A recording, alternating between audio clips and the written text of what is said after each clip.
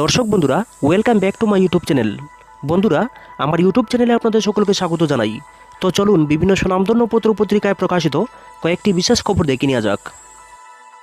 ত্রিপুরা দর্পণে প্রকাশিত বিশেষ খবরটি হল, এনডিএর সভায় মোদির মুখে নেই রাম মন্দির ও হিন্দুত্ববাদ। রাম মন্দির নিয়ে প্রচার করেছিলেন লোকসভা ভোটে, কিন্তু এনডিএ শরিকদের সামনে বক্তব্য রাখার সময় রামের প্রসঙ্গ পর্যন্ত তুললেন না। রাম মন্দির, রাম রাজ্য, কোনো কিছুর ধারপাশ দিয়েই গেলেন না নরেন্দ্র মোদী। বরং গলায় শোনা গিয়েছে এনডিএ শরিকদের একত্রীকরণের সুর। লোকসভা নির্বাচনের ফল ঘোষণার পর থেকেই বহু চর্চা শুরু হয়েছে মোদীকে ঘিরে। একক সংখ্যাগরিষ্ঠতা এবার বিজেপি পায়নি।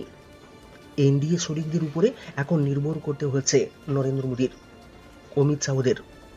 নরেন্দ্র মোদীর বক্তব্যেও এবার অনেক ঝাঁজ কমেছে। নির্বাচনের প্রচারেও মোদী সরকার বলে বার্তা দেওয়া হয়েছে। ভোটের প্রচারে রাম মন্দির ছিল অন্যতম বড় ইস্যু। প্রবল হিন্দুত্ববাদের ঝড় তুলেছিল বিজেপি, কিন্তু দেখা গিয়েছে হিন্দুত্ববাদের ঝড় এবার বুমেরাং হয়েছে।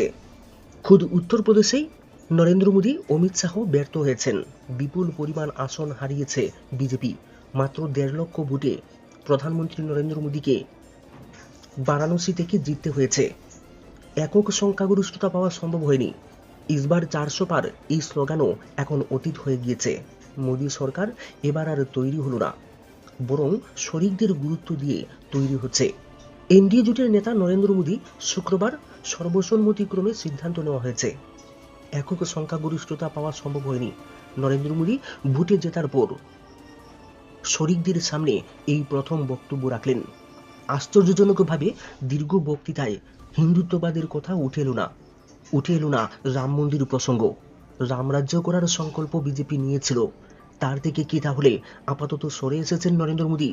শেষ কবে মোদী এইভাবে শরিকদের গুরুত্ব দিয়েছেন সেই প্রসঙ্গ উঠছে, কারণ দীর্ঘ বক্তৃতার একটা বড় অংশ জুড়ে ছিল এনডিএ বন্ধনের কথা, একে অপরের সঙ্গে পরিবার ভিত্তিতে আবদ্ধ থাকার কথা। শুধু তাই নয়, মোদীর গলায় আবার উঠে এসেছে অটল বিহারী বাজপেয়ীর কথা। অটল বিহারী বাজপেয়ী, প্রকাশ সিং বাদল, জর্জ ফার্নান্ডেজ, বাল ঠাকরে প্রমুখ রাজনীতিবিদরা মিলে এনডিএ তৈরি করেছিলেন। সেই প্রসঙ্গ 3 দশক পরে আবার উত্থাপন করেছেন নরেন্দ্র মোদী। শুক্রবার সংসদের সদনে বক্তব্য রাখলেন মোদী। এবার সংখ্যাগরিষ্ঠতা নেই সংসদ ভবনে। তার উত্তর, উত্তরপ্রদেশের মানুষ বিজেপির প্রতি তেমন সমর্থন দেয়নি। একটা বড় অংশের ভোট ব্যাংক বিজেপির হাতছাড়া হয়েছে। সেই জন্যই কি রাম মন্দির প্রসঙ্গ তুললেন না নরেন্দ্র মোদী? এবার কি মেপে পা ফেলতে চাইছেন নরেন্দ্র মোদী, অমিত শাহ? সেই প্রশ্ন কিন্তু উঠছে। ত্রিপুরা দর্পণ সম্পাদকীয়, জোট ধর্ম রক্ষার বার্তা। গণদেবতার রায় এনডিএ জোটের পক্ষে, তাই এই রায়কে সম্মান জানিয়ে এনডিএ তাদের লোকসভার নেতা হিসেবে নরেন্দ্র মোদীকেই সর্বসম্মতভাবে নির্বাচিত করেছেন। এনডিএর এই পদক্ষেপ সফলভাবে শেষ হওয়ার সাথে সাথেই নরেন্দ্র মোদীজির তৃতীয়বার প্রধানমন্ত্রী হওয়ার স্বপ্ন পূরণ। এখন শুধু সময়ের অপেক্ষা মাত্র। সেই সাথে এবার গণদেবতার রায় অনুযায়ী কংগ্রেস সহ ইন্ডিয়া জোটকেও সংসদে একটি শক্তিশালী বিরোধী দলীয় ভূমিকা রাখার সুযোগ করে দিয়েছে। উল্লেখযোগ্য যে এইবারের ভোট একদিকে যেমন বিজেপিকে একটি সম্মিলিত জোটের নেতৃত্বে শাসন পরিচালনার সুযোগ দিয়েছে, তেমনি কংগ্রেসকেও অনেকটা শক্তিশালী করে তুলেছে। নির্বাচনের প্রচারে মোদীজি বলেছিলেন যে রাহুল গান্ধীর নেতৃত্বে কংগ্রেস 40 আসনও পার করতে পারবে না। রাহুল গান্ধীর মোট বয়সের সংখ্যায়ও পৌঁছতে পারবে না। কিন্তু গণদেবতার আশীর্বাদে কংগ্রেসের 100 সাংসদ এবার সংসদে যাওয়ার সুযোগ পেয়েছে। কয়েকদিনের মধ্যে আরও সাংসদ কংগ্রেসে যোগ দেবেন এমন ইঙ্গিত পাওয়া গিয়েছে। কিছু কিছু দল ত্যাগী সাংসদ আবার ইন্ডিয়া জোটে চলে আসতে পারেন। তাই এইবারের সংসদে বিজেপির একক শক্তি এবং ইন্ডিয়া জোটের সম্মিলিত শক্তি প্রায় সমান সমান হতে চলেছে। ফলে যে কোনো সিদ্ধান্ত নিতে এবার সহযোগী শরিক নির্ভরতা ছাড়া কোনো পথ নেই। তাছাড়া নতুন করে কোনো জনবিরোধী বিল পাস করানো যাবে না। স্বেচ্ছাচারিতা অনেকটাই কমতে বাধ্য। বিজেপি ও আরএসএস এর অনেক এজেন্ডাই বাস্তবায়ন অসম্ভব বলেই মনে হচ্ছে। এবার সংসদে বিরোধী দলনেতা কে হবেন তা ইন্ডিয়া জোটের নেতৃবৃন্দ ঠিক করবেন। তবে ইতিমধ্যে রাহুল গান্ধীর মধ্যে এক অসাধারণ বিরোধী দলীয় নেতা হয়ে ওঠার সম্ভাবনা দেখা দিয়েছে।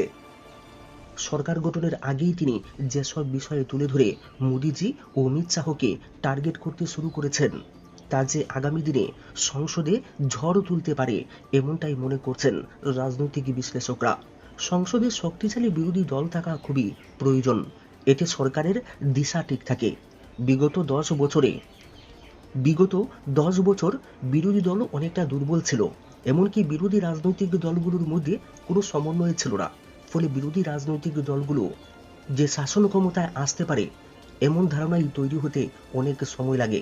এইবারে নির্বাচনের আগে দেরিতে হলেও এমন সম্ভাবনা তৈরি হয়েছে। বিরোধী দলগুলো জোটবদ্ধভাবে প্রায় ক্ষমতার কাছাকাছি চলে এসেছিল। কয়েকটি রাজ্যে তো সরকার পতন হয়ে বিরোধী জোট ক্ষমতায় আসার সম্ভাবনা তৈরি হয়েছে।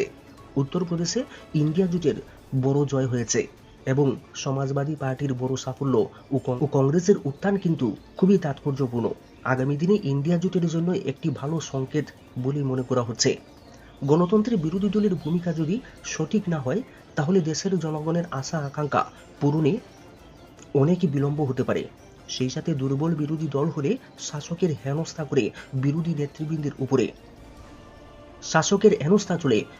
নেতৃবৃন্দের উপরে, যা গত 10 বছরে এই দেশে লক্ষ্য করা গিয়েছে।